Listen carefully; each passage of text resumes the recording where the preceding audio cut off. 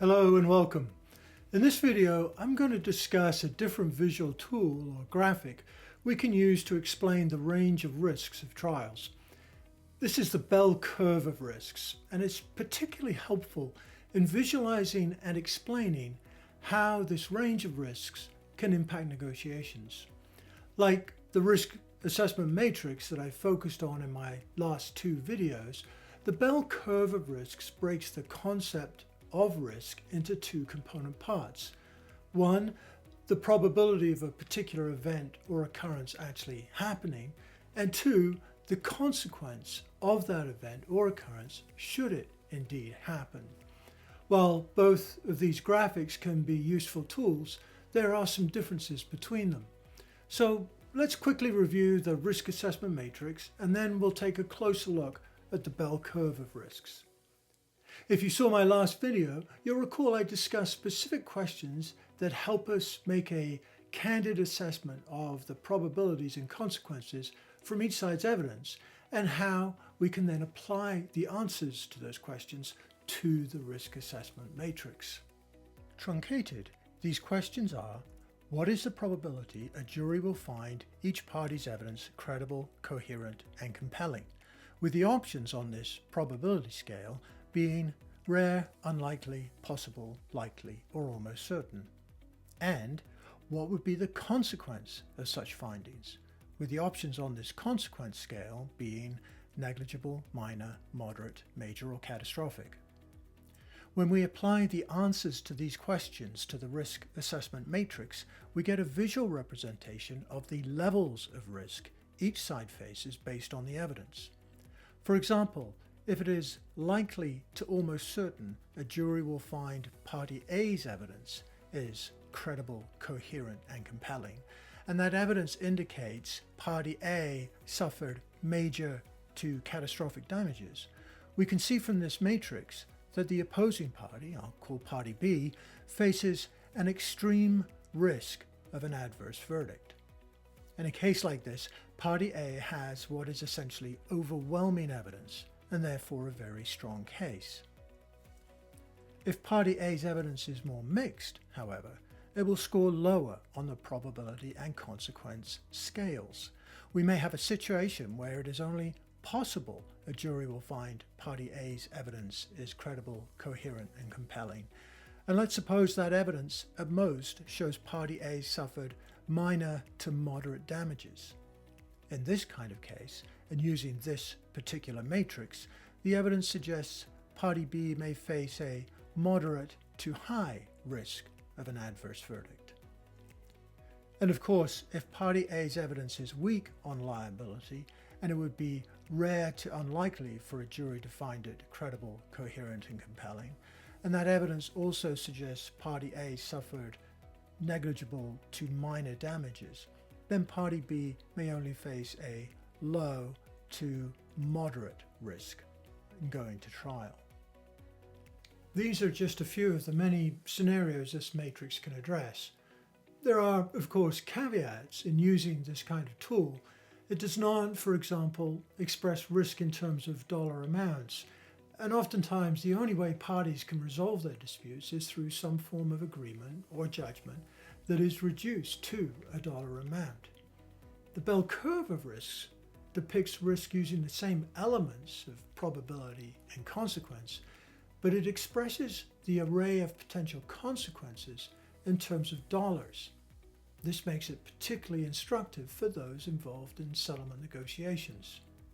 While the risk assessment matrix can help parties appreciate what risks they face with a trial and why those risks exist, the bell curve of risks can help them understand how these risks can, and most likely will, impact negotiations.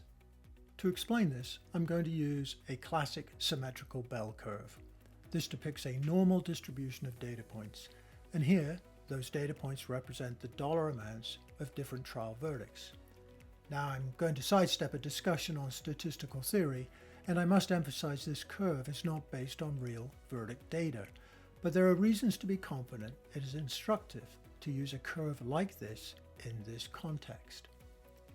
Along the x-axis we have the array of consequences, which is now expressed in a range of dollar amounts. The dollar amount increases the further we move to the right and decreases the further we move to the left. On the y-axis is the array of probabilities, which increases as we go up that axis and decreases as we go down.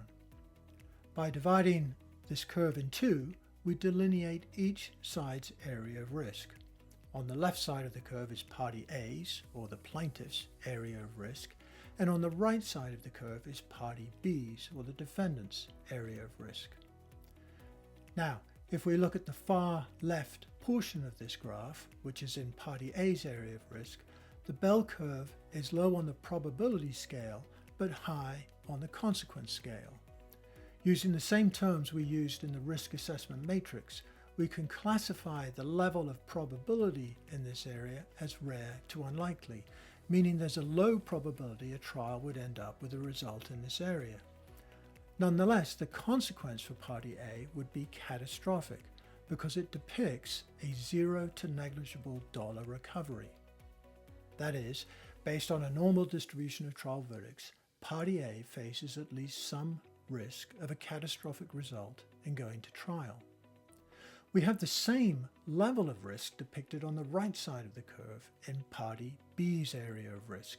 The probability party B would end up with a result in this area is rare to unlikely, but the consequence for party B would also be catastrophic, this time being an extraordinarily high damages award against party B. So party B also faces some risk of a catastrophic result with a trial based on a normal distribution of trial results. If we move further to the right on party A's side of the curve, we enter a zone of possible verdicts. Again, borrowing from the language we used in the risk assessment matrix, this area depicts major to moderate adverse consequences for party A, because it still represents a low to modest recovery in relation to the full spectrum of results represented by the entire bell curve. The same is true for the same area on party B side of the curve. This depicts the possibility that party B will suffer a major to moderate adverse verdict should this dispute end up in a trial. In this case, the possibility of a high to very high damages award against party B. The central portion of the curve is where the probability level is likely to almost certain. This represents the most likely verdict area should the case go to trial. Aside from being the most likely result, it's also the most benign. Neither side suffers a catastrophic, major, or even moderate adverse consequence. It may not represent any one side's best day in a courtroom, but it also doesn't represent their worst day in a courtroom. Even if the actual result is slightly to the left or right of the apex of this zone, the adverse impact that would have on one side or the other would be, based on the terms we used in the risk assessment matrix, negligible to minor. To sum up, the bell curve of risks provides a visual representation and explanation of each side's risks should they choose to resolve their dispute through a trial. There is some risk one side or the other will end up with a catastrophic result, either little or no recovery for the plaintiff, or an extraordinarily high damages award against the defendant. There is a higher probability that one side or the other will end up with a moderate to major adverse result, that is, a verdict that falls below or exceeds what each of the parties might reasonably expect. Then there is the zone where, at worst, neither side suffers anything more than a negligible to minor deviation from what is, considering all the evidence, the most likely verdict area.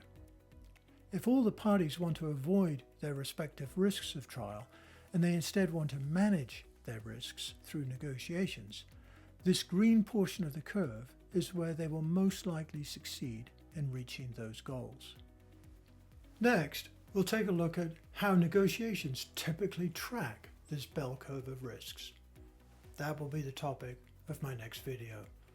Until then, goodbye.